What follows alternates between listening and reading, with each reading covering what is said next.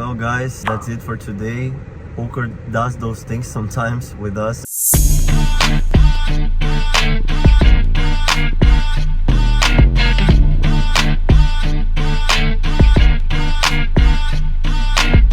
Come on. What's up everybody? We're back at Imagine Theaters, place where we literally play inside of a movie theater room. After a while playing, the tables seem to be pretty loose. High jack raises to 15, button call, and I see jack 10 suited from the small blind. And this is my range against a 15 cutoff, open raise, and button calling. As you can see, I 3-bet all the aces, kings, queens, and jacks, most of the 10s, most of the 9s, half of the 8s, and all of that depends on the players.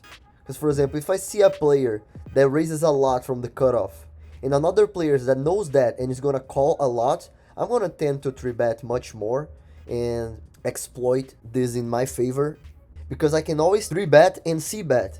Most of the times when they call pre-flop, they will probably fold for a c-bet, and some of those times I'm gonna hit it as well. So this is kind of my range, but that can definitely change depending on the players. Because in live poker, the players are right in front of you. And after you play with them for a while, you start to have an idea of their range and you try to exploit that. So with jack 10 suited, I decided to 3-bet to 70.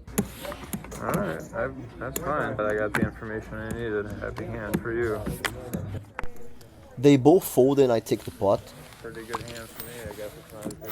I don't like to call so much from the small blind out of position, because I know most of the times I'm gonna miss the flop and I'm gonna be in a position that I'm just gonna have to check and fold for a c-bet. So this is why only 3.54% of the times I'm calling and 8.09% of the times I'm raising. And I'm folding the majority of the times because it's a 15 open raise and I'm in the worst position at the table.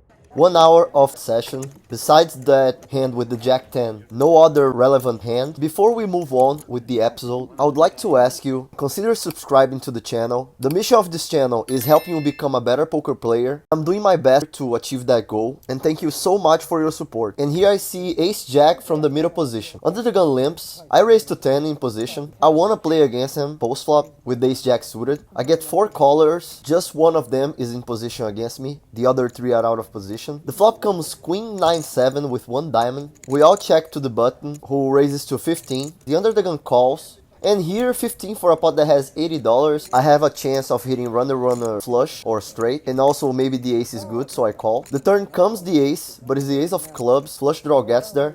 Under the gun checks. I decide to lead to 35, maybe to charge a pair of queens. But there is a relevant chance I'm still losing here. The button just calls. Under the gun folds. The river comes a 9. If he had a worse ace than I do, we're chopping here. I decide to check, and he bets 100. He is a good player. He's also a viewer of this channel and other poker vlogs. If I didn't think he was a good player, I would just fold here and let that go. But because it's him, I'm considering more calling here. It's $100 for a 265 pot, so I need to be right in this call around 30% of the times, which I might not be. I know the result of this hand, so I might be biased here to say that this is a bad call. But in the end, I decide to call, and he shows full house, making a set of 7s in the flop, and he takes the pot. He made a great sizing after the flop, because if he bets more than that, I'm gonna fold, and I'm gonna lose way less chips than I lost to him. I ask for a table change. First hand in this table, I get pocket queens from the big blind. 5 players limp before me. I'm gonna raise here. I decide to raise to 20. 4 players call me in total. I already see that this table is really loose pre-flop. Hoping to see a good flop here, which is not the worst flop in the world. 7-10-6 rainbow. I'm gonna see bet here. I decide to bet 40. Analyzing my sizing, I believe I would rather betting higher here, like $60. Even more actually, because there are many hands like 7-8, 10-9, 10 jack that can call this 40 and realize their equity because they have 5 outs against me and they can hit those 5 outs. And when they do, they'll be able to extract a lot of money from me. So I rather a $60 sizing. The middle position call, and then the low jack re-raises to 200 fast. As you guys see before, I have $400 total, so I have like 340 left in my stack. So if I call this 160, I'm gonna have 160 to 180 more left in my stack. So that's really a tough spot for me here. Analyzing the hands after knowing the result again, I might be biased. But now I don't think he would do that with 10 nines, 10 jacks, 7 8 or something like this. I think most of the times he will have value, and I think the best option for me here was folding. At that time, I was kind of mad with this situation because I didn't want to be bluffed and pushed around. But I think the best option was to have patience and let that go and lose only $60. The small sizing I made on the flop makes it even easier for me to fold. I think I'm winning the middle position here that just called the 40, and that made me lean more toward staying the hand. The SPR was 1-1, so that's one more reason for me to want to stay in the hand. So I decide to shove all in. I'm all in. All in.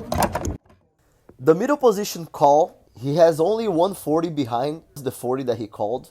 And the low jack snap calls as well. So I already know that I'm in a bad spot here. Low jack says he's got 2 pair. You got 2 pair?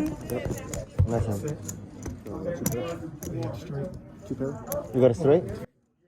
Straight?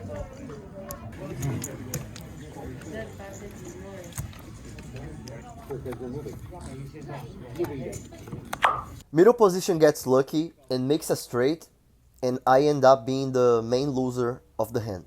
I buy in for more money. I'm not sure how much more. Sorry about that. I was just starting this vlogging thing.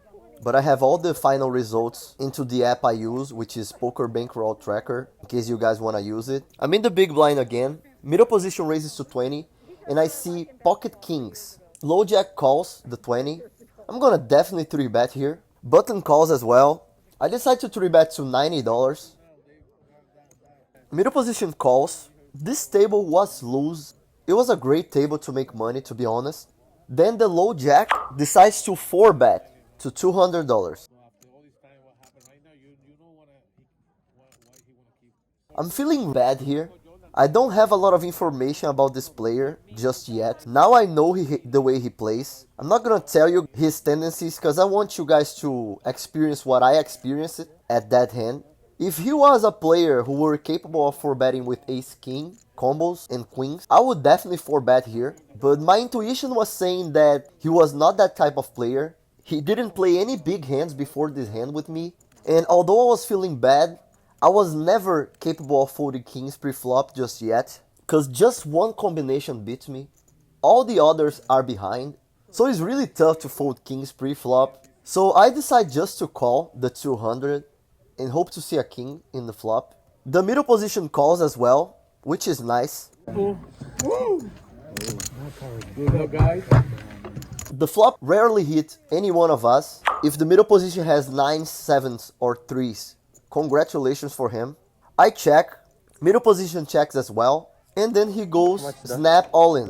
It's 170 for a pot that has 835. Normally I would just snap all here, but because I'm feeling he's a tight player, you can see that I take a while to call, which that's an obvious call against a regular player, but against him my intuition was saying that something was wrong.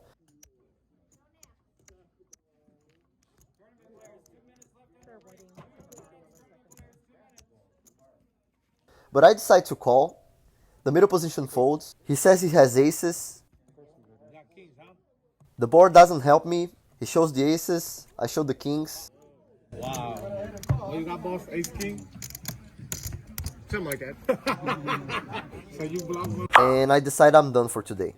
But before I get to my car to go home, he comes after me to say sorry about the hand. That's kind of nice, but I told him to not worry about that. That's poker, and I never take it personally when someone stacks me. That's gonna happen sooner or later to all of us. He's a really, really nice guy. Now that I know the way he plays, I really think I would probably fold my first pair of kings pre-flop. We were playing side by side and he showed me some hands that just made me realize how tight he is. I actually gave some advice for him to use his image in his favor. I wish sometimes people thought I'm tight, because when people think that, you can definitely use that in your favor by 3-betting pre-flop and c-betting post-flop and win many, many hands by being aggressive. So after all, I'm glad I lost to him. He deserves it, and GG. I come back to play the other day, buying for 400.